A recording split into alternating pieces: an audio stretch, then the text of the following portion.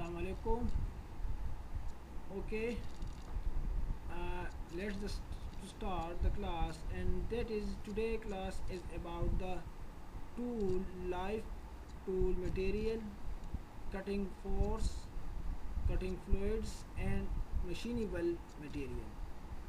Now इस class में हम टूल लाइफ के बारे में पढ़ेंगे कि what is tool life, tool का मटेरियल क्या होता है, कटिंग फोर्सेस कौन से होते हैं, कटिंग फ्लूइड हम कौन से यूज़ करेंगे एंड मशीनेबल मटेरियल, और कौन से ऐसे मटेरियल है जो कि मशीनेबल है। ठीक है, तो let's go ahead and read about that all in this lecture. Okay, so let's is a tool life. The length of cutting time that the tool can be used. ठीक है, break in period, steady state, wear region and failure region. तो हमारे पास tool की वो life है जो कि हमारे पास एक कटिंग टूल के बारे में होती है। मसलन टूल की वो लाइफ जो कि इसके लिए स्पेसिफाइड होता है कि ये टूल इतने टाइम के लिए कटिंग कर रहा होगा। मतलब अगर आप इसको इतने टाइम के लिए यूज़ करेंगे कंटिन्यूसली तो ये उसका लाइफ होगा। फॉर एग्ज़ाम्पल अगर कोई एक टूल की लाइफ है 600 आवर्स, तो अगर इस 600 आवर्स आप अगर एक महीने में ख़त्म करेंगे तो इसका लाइफ एक महीने हो गया। अगर आपने इसको एक साल में ख़त्म कर दिया तो इसका टूल लाइफ एक साल हो गया। तो टूल लाइफ कटिंग टूल की जितनी टाइमिंग के लिए ये कटिंग कर रहा हुआ होगा तो ये उसका लाइफ कहलाएगा। नीचे डायग्राम में आपको बताया गया है 3 कर्व्स है, 2 टारगेट है एंड 1 सॉलिड लाइन है। तो आपके पास जो डॉटेड लाइन है, ठीक है, तो ये क्या है, फर्स्ट डॉटेड लाइन, तो ये आपका टूल की एक लाइफ है, दूसरी है, तीसरी है। तो ये फर्स्ट वन को ब्रेक इन पीरियड कहते हैं कि जितने पीरियड के लिए ये इसका पीरियड कंप्लीट नहीं हुआ है और ये ब्रेकअप हुआ। सेकंड लाइन को स्टेडी स्टेट वेयर रीजन, तो ये सेकंड लाइन डॉटेड लाइन जो है ये जहाँ पे ये वियर होगा, वियर एंड टियर होगा, तो ये उसकी लाइफ है, तो ये कम वक्त के लिए ये होगा। और ये तीसरा सॉलिड लाइन जो है ये अब इसकी अपनी लाइफ है, ओरिजिनल लाइफ है, जो आप इसको स्पेसिफाइड कंडीशन पे आप इसको यूज़ करेंगे तो आपको ये लाइफ देगा। ठीक है, तो अगर आप इसको स्पेसिफाइड कंडीशन पे यूज़ नहीं करेंगे तो फिर इसकी लाइफ कम होगा, जो आपको 2 डॉटेड लाइन के ज़रिए दिखाया गया है। ठीक है, next is a tool failure, fracture failure, cutting forces become excessive and और dynamic leading to brittle fracture. जब हम किसी भी टूल के ऊपर हम वेरिएबल फोर्स लगाएंगे, कभी ज़्यादा कभी कम और कभी इतना ज़्यादा कि उसकी स्पेसिफाइड फोर्सेस से ज़्यादा हो जाए, तो फिर ये क्या होगा, ये इसकी फ्रैक्चर फेलियर होगा। फर्स्ट इस पे एक फ्रैक्चर प्रोड्यूस होगा और फिर वह फ्रैक्चर प्रोपिगेट होगा जो कि इसकी फेलियर का वजह बनेगी। सेकंड थर्मल फेलियर, एक है thermal failure, cutting temperature is too high for the tool material। एक किसी भी वक्त अगर टेम्परेचर इतना ज़्यादा बढ़ जाए जो कि टूल मटेरियल के लिए स्पेसिफाइड हुआ हो और इससे ये वर्क कम करे। ठीक है, अगर किसी भी टूल के लिए 300 डिग्री सेंटीग्रेड टेम्परेचर स्पेसिफाइड है और 300 और ड्यूरिंग ऑपरेशन टेम्परेचर हमारे पास 300 डिग्री से ऊपर जाए तो वहाँ पर ये क्या होगा, इसका थर्मल फेलियर होगा। Third, failure due to gradual wear. और थर्ड फेलियर ये है कि टूल आहिस्ता आहिस्ता वियर होता जाता है, इसका मटेरियल जो है वियर होता जाता है, तो ये इसकी फेलियर का सबब बनेगा, क्योंकि जब टूल की मटेरियल वियर होता जाएगा तो ये कमज़ोर होता जाएगा और जो स्पेसिफाइड फोर्स है उसके अगेंस्ट ये क़ुव्वत बर्दाश्त नहीं करेगा और ये फेल होगा।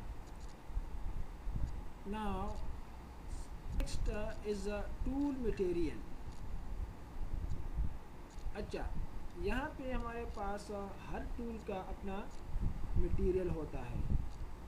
कोई HSS है, हाई स्पीड स्टील है, कोई स्टेनलेस स्टील है, तो हमारे पास मुख्तलिफ कटिंग प्रोसेस के लिए मुख्तलिफ मटेरियल का टूल यूज़ होगा।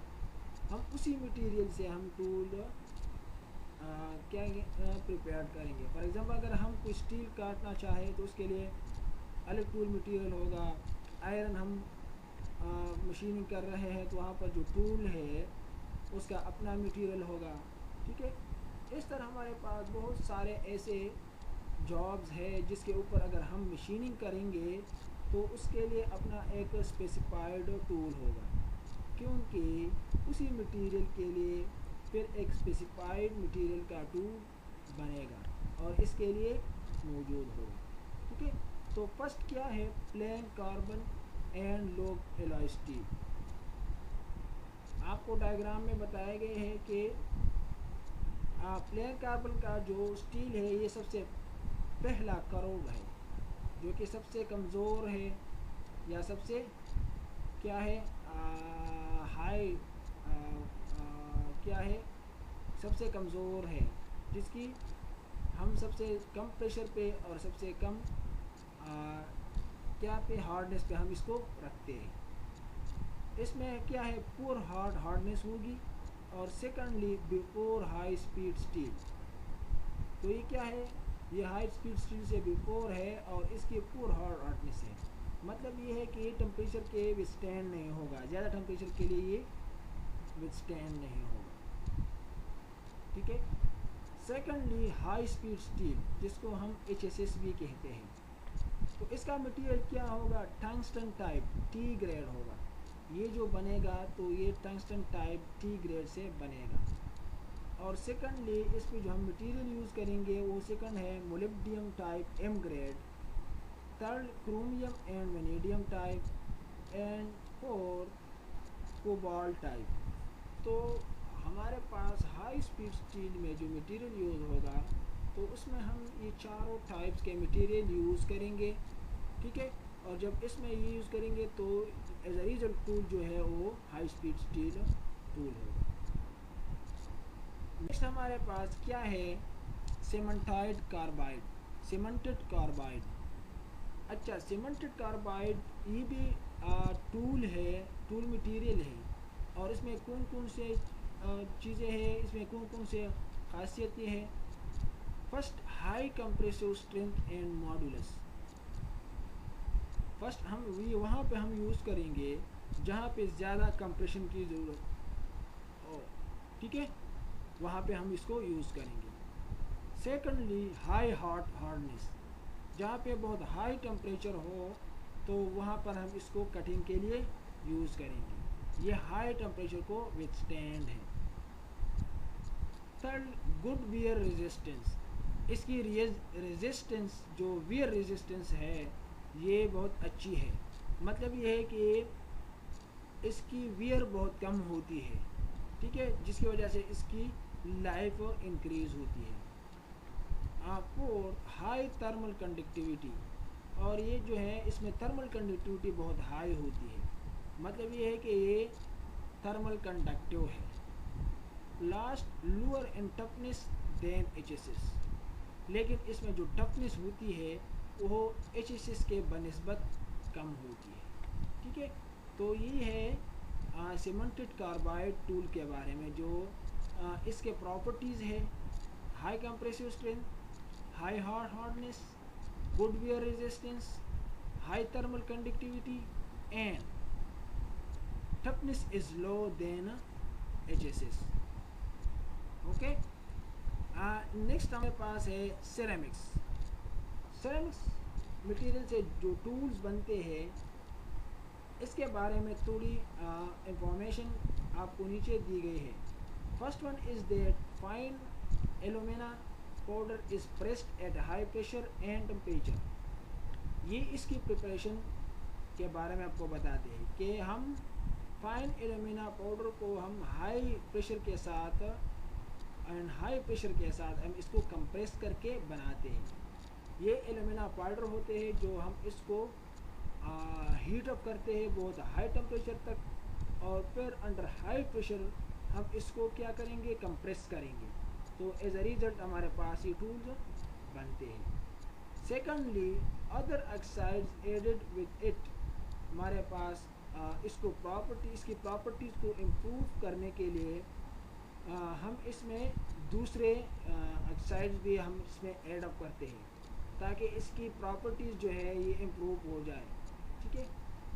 Third, use to finishing of harden steel, और हम इसको ज़्यादातर जो हमारे पास हार्ड स्टील होता है इसको फिनिशिंग के लिए हम इसको यूज़ करेंगे, क्योंकि हार्ड स्टील वो बहुत हार्ड होता है। आम टूल हम इसको फिनिशिंग के लिए हम इस यूज़ नहीं कर सकते, तो हम इसके लिए एक स्पेसिफाइड टूल हम यूज़ करेंगे जो कि हमारे पास सिरेमिक्स से बनते हैं। ठीक है। Four, not use for heavy cutting, और हम इसको बहुत डेंस कटिंग के लिए हम इसको यूज़ नहीं कर सकते। मतलब जहाँ पे हमारे पास कटिंग मटेरियल बहुत ज़्यादा हमें रिमूव करना हो, कटिंग स्पीड बहुत ज़्यादा हो, ठीक है, मटेरियल रिमूवल रेट बहुत ज़्यादा हो, तो वहाँ पे हम इसको यूज़ नहीं करेंगे, क्योंकि ये क्या होता है, ये लाइट होता है। ये कटिंग टूल जो है ये हमारे पास लाइट होता है लेकिन हार्ड होता है, ठीक है। अच्छा, दूसरी टूल है synthetic diamond, high speed cutting of non ferrous material. और जब हम नॉन फेरस मटेरियल को हम मशीनिंग करेंगे तो इसके लिए जो हम कटिंग टूल यूज़ करेंगे वो क्या है, सिंथेटिक डायमंड है। ठीक है। और ये कटिंग करता है बहुत हाई स्पीड के साथ। ठीक है। तो this was the tool material.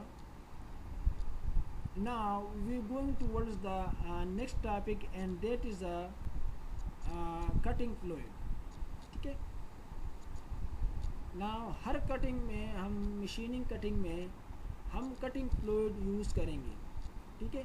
तो क्यों हम कटिंग फ्लूइड यूज़ करेंगे, इसकी हमारे पास एप्लीकेशन क्या है, और ये कौन कौन से कटिंग फ्लूइड हम यूज़ करेंगे। ठीक है।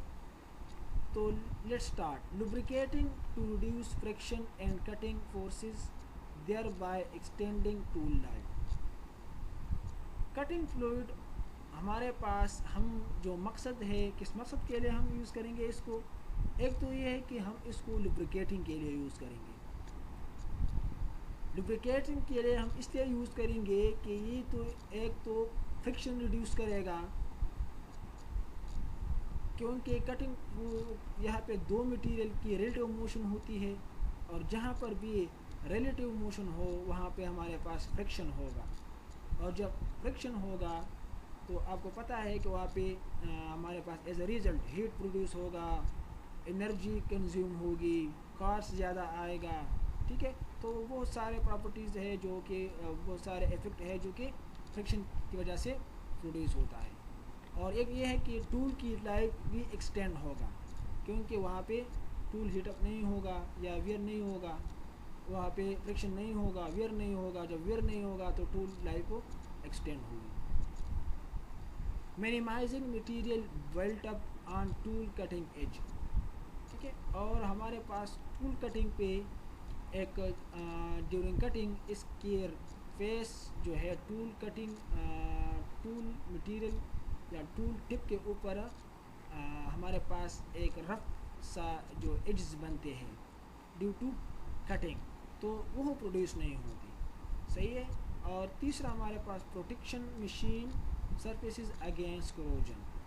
ठीक है।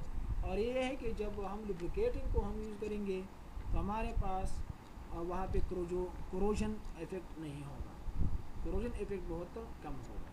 And last flushing away chips and reduces heat generation. और हमारे पास इसका एक काम ये भी है कि जो चिप बनते हैं वो फ्लश अवे, वो उसको धोते हैं, उससे आगे जाते हैं, जो कि हमारे पास हीट जनरेशन कम करता है। सही है। Now next we go towards the types of cutting fluids. Now हम कटिंग फ्लूइड की टाइप्स अब यहाँ पे पढ़ेंगे कि हम कौन कौन से टूल कटिंग फ्लूइड जो हम है वो यूज़ करेंगे। तो फर्स्ट है mineral oil. Animal and vegetable oil contain sulphur, fluorine and phosphorus. हम मिनरल ऑयल को as a cutting fluid use करेंगे, जो कि हमारे पास एनिमल्स है, वेजिटेबल है, इससे हमारे पास आते हैं। इसमें सल्फर और क्लोरीन और फास्फोरस ये तीनों चीज़ें इसमें शामिल होती है। ठीक है। Secondly emulsified oil, soluble oil in water, increased cooling capacity. ये एमल्सिफाइड ऑयल जो है ये सॉल्युबल इन वाटर होते हैं। ठीक है।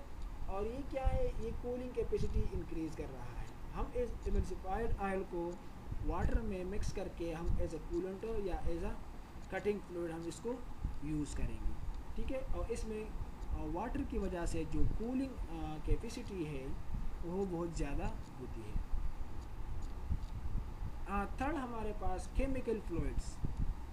अच्छा, dissipate heat rapidly, clean to use, can cause skin irritation. Chemical fluid में ये होता है कि ये केमिकली प्रिपेयर्ड होता है, तो इसमें जो प्रॉपर्टीज़ है वो और भी इम्प्रूव होती है, लेकिन इसमें कुछ साइड इफ़ेक्ट भी इसमें प्रोड्यूस होता है। सबसे पहले ये कि डिसिपेट हीट रैपिडली, ये बहुत तेज़ी के साथ कूलिंग इफ़ेक्ट प्रोड्यूस करता है, हीट को रैपिडली एब्जॉर्ब करता है। ठीक है। दूसरा ये कि ये क्लीन होता है टू यूज़, बहुत साफ होता है क्योंकि ये प्यूरिफाइड केमिकल फ्लूइड्स होते हैं। थर्ड इसकी साइड इफ़ेक्ट ये है कैन कॉज स्किन इरिटेशन, और जब ये स्किन पे लग जाता है तो ये ज़ख़म या जो है हमारे पास हेडेज ये प्रोड्यूस कर सकता है, ये वाउंड प्रोड्यूस कर सकता है। ठीक है। तो ये सेहत के लिए मुज़र होता है। फोर्थ नंबर पे गैसियस फ्लूइड्स। ठीक है। तो गैसियस फ्लूइड भी हम as a cutting fluid use करेंगे। Compressed gas to blow the chip and cool. तो हम ईयर को या गैसेस को हम as a cutting fluid use करेंगे, जहाँ पे हमारे पास लिक्विड कटिंग फ्लूइड का रसद मुश्किल हो या वहाँ पे ज़्यादा क्या हो, कॉस्टली हो, तो वहाँ पर हम क्या करेंगे कि हम कंप्रेस्ड गैस को हम वहाँ से गुजारते हैं।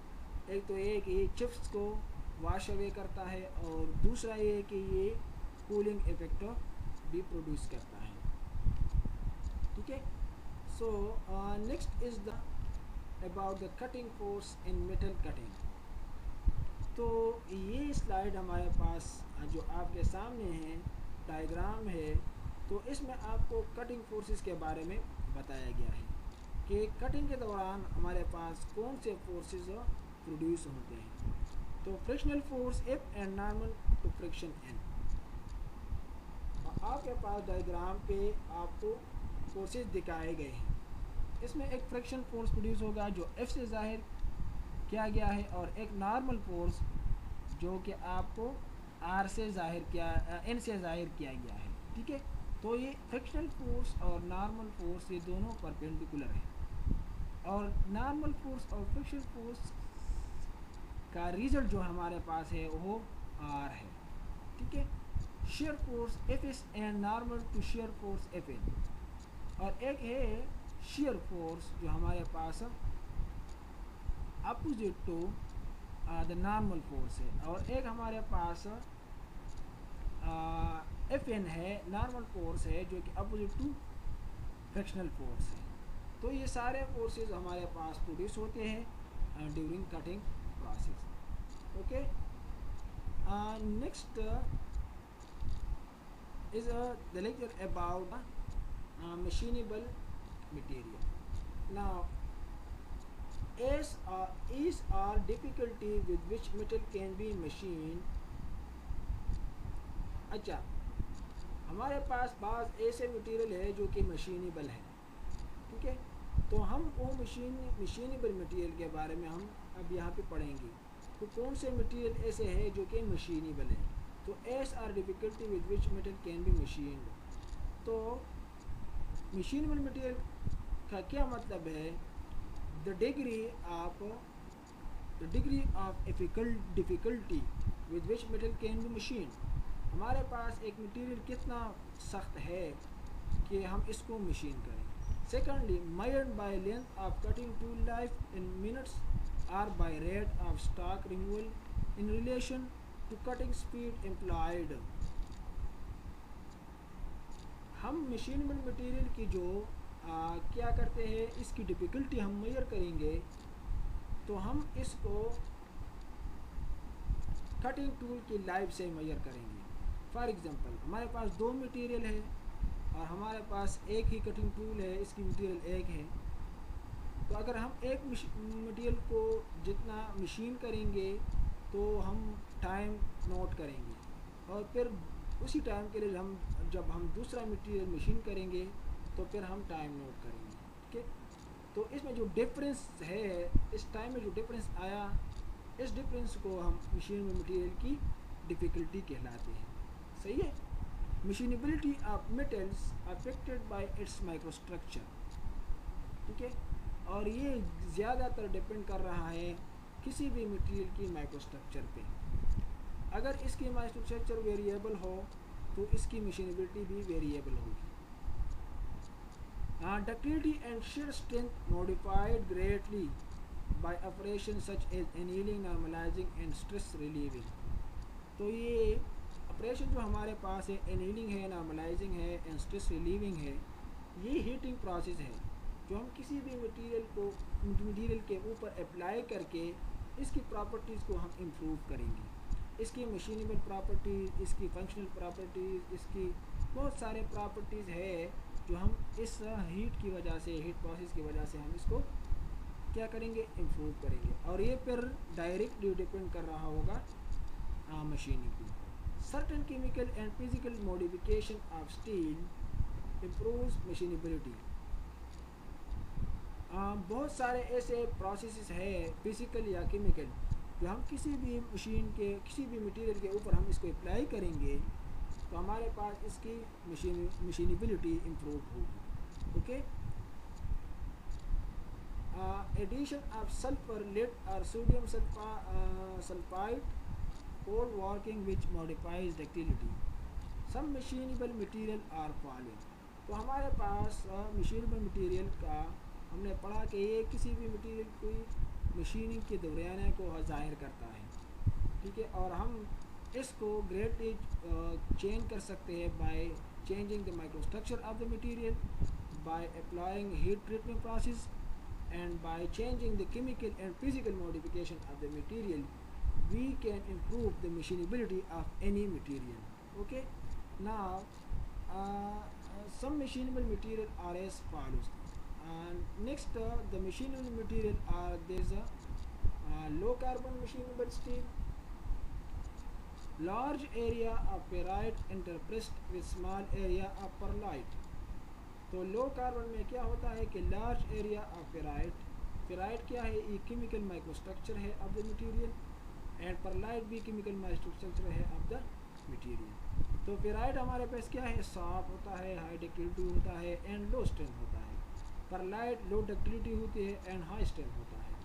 तो लो कार्बन स्टील में हमारे पास फेराइट बहुत ज़्यादा होते हैं तो इसकी डक्टिलिटी बहुत ज़्यादा होती है, ठीक है। परलाइट बहुत कम होता है तो इसकी हार्डनेस बहुत कम होती है। More desirable microstructure in steel is when pearlite will distributed instead of in layers. और माइक्रोस्ट्रक्चर हमारे पास जो स्टील का जो डिज़ायरेबल जो बेस्ट माइक्रोस्ट्रक्चर है वो परलाइट का है, लेकिन जब परलाइट डिस्ट्रीब्यूट हो, ये फैल चुका हो लेयर के बजाय ये यूनिफॉर्मली इसमें स्प्रेड हुआ हो, ठीक है, तो ये क्या है, लो कार्बन स्टील है। सेकेंडली हमारे पास जो मशीनेबल मटेरियल में आता है हमारे पास ये क्या low high carbon steel, greater amount of pearlite because of higher carbon contents.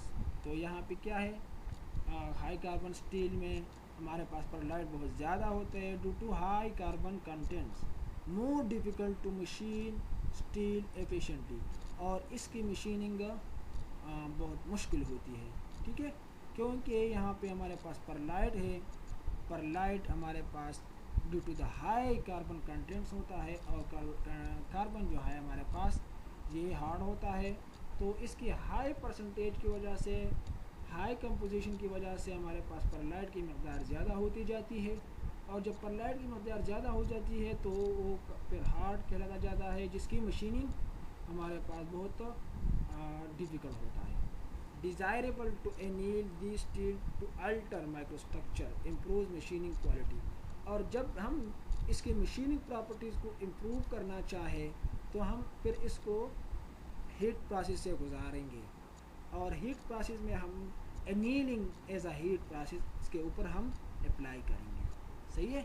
तो जब हम हाई कार्बन स्टील के ऊपर हम एनीलिंग प्रोसेस करेंगे तो इसकी हम माइक्रोस्ट्रक्चर को हम चेंज करेंगे, तो और जब माइक्रोस्ट्रक्चर चेंज होगा तो इसकी मशीनेबिलिटी इम्प्रूव होगी। नेक्स्ट है हमारे पास alloy steel, combination of two or more metals, generally slightly more difficult to machine than low or high carbon steel.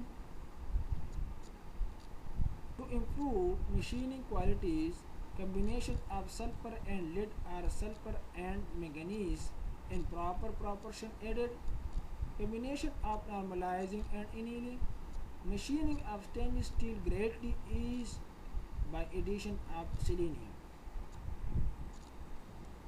Now हमारे पास एलॉय स्टील भी एक मशीनेबल मटेरियल है, तो एलॉय वो है जो कि हमारे पास दो या more than two metals are combined together, तो इससे हमारे पास एलॉय बनता है।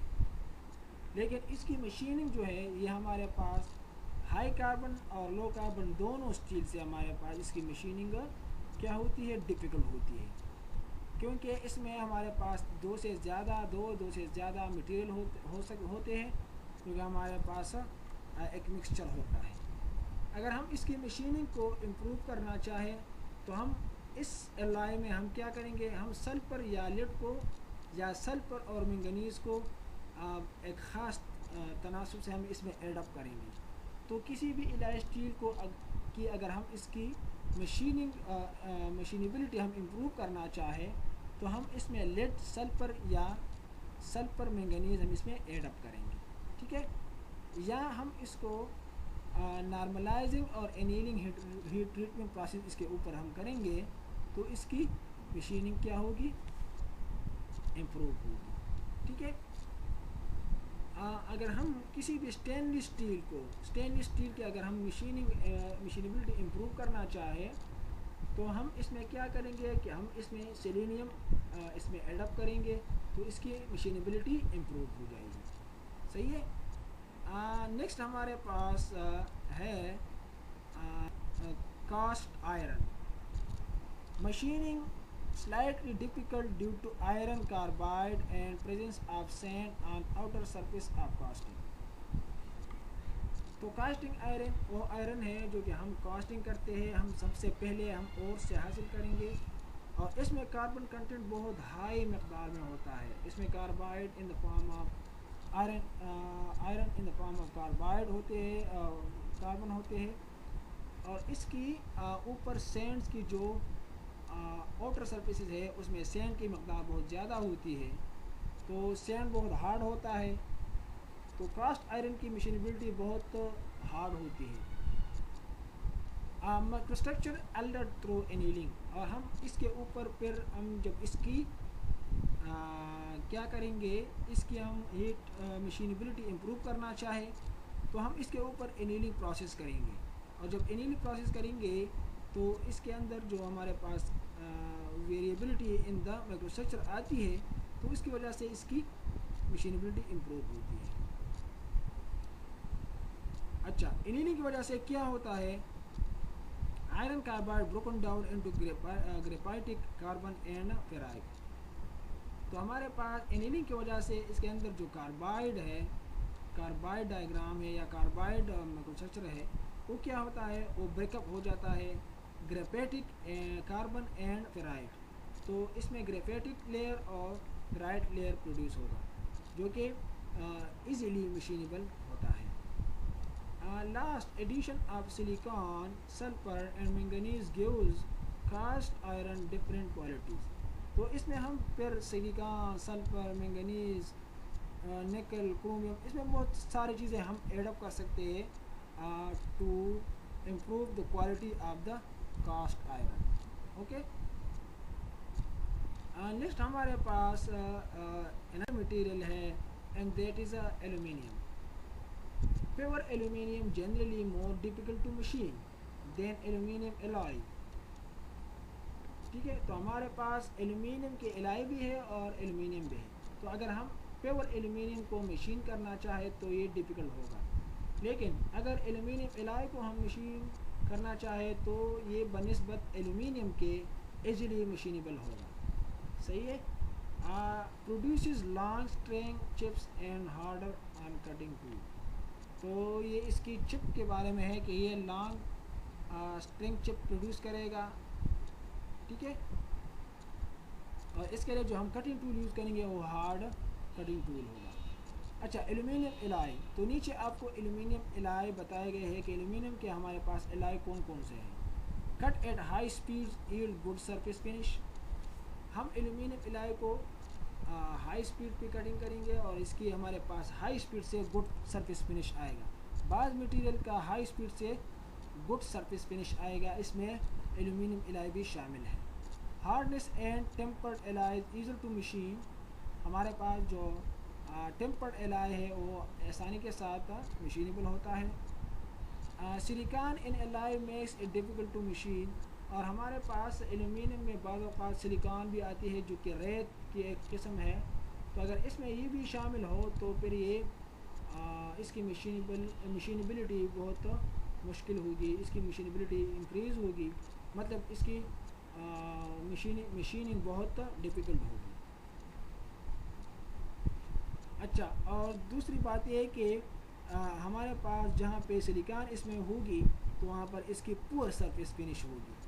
ठीक है, क्योंकि इसमें हमारे पास सिलिकॉन की जो है वो क्या है, हार्ड होता है। सही है, तो किसी भी हार्ड मटेरियल को अगर आप हाई स्पीड से आप कट करें तो इसकी सरफेस फिनिश गुड नहीं होगी। ठीक है, एंड नेक्स्ट हमारे पास है copper. Heavy soft reddish coloured metal refined from copper और कॉपर सल्फाइड। तो ये इसकी फिज़िकल बिहेवियर है, सॉफ्ट है, रेडिश है, कलर्ड मेटल है, रिफाइंड फ्रॉम कॉपर ओर। तो हम ये कॉपर ओर या कॉपर सल्फाइड से हम इसको हासिल करेंगे। ठीक है, सॉफ्ट है, ठीक है, रेडिश है। इसकी प्रॉपर्टीज़ क्या है, high electrical and thermal conductivity. ये तो इसकी फिज़िकल प्रॉपर्टीज़ है, जो इसकी इलेक्ट्रिकल एंड थर्मल कंडक्टिविटी इसकी बहुत हाई होती है। Good corrosion resistance and strength, इसकी स्ट्रेंथ बहुत ज़्यादा होती है। और दूसरी बात यह है कि ये गुड कोरोजन रेजिस्टेंस होता है, ये करोड नहीं होता। थर्ड, इजीली वेल्डेड ब्रेज्ड और सोल्डर्ड। तो ये हम इसको इजीली वेल्ड कर सकते हैं, ब्रेज्ड और सोल्डर्ड। तो ये वेल्ड के एक टाइप्स है, ब्रेज्ड एंड सोल्डर्ड। तो हम इसको ब्रेज भी कर सकते हैं और सोल्डर भी कर सकते हैं। तो ये ब्रेज और सोल्डर ये दोनों वेल्ड की टाइप्स हैं। ठीक है, वेरी डक्टाइल, और ये जो है हमारे पास डक्टिलिटी इसकी बहुत हाई होती है। Secondly, does not machine will long chip clog fluids flutes of cutting tool. ठीक है, तो ये आसानी के साथ मशीन पे नहीं होगा। इसके चिप भी लॉन्ग हो गए, प्ल्यूट्स हो गए जो कि कटिंग टूल के साथ ताल्लुक़ रखते हैं। Coolant should be use to minimize heat, और यहाँ पे हीट बहुत ज़्यादा प्रोड्यूस होता है during the machining of copper, and we used coolant so that we minimize the heat produced during the machining of copper material. Okay, so this is about the material cutting and the engineering material which have to be machined. Now I think this is the last slide. Okay, this is the end of your presentation, of your lecture, and if you have any question about this lecture, you have to note it, and you will be asked the question in online lecture. Okay, okay, Allah Hafiz.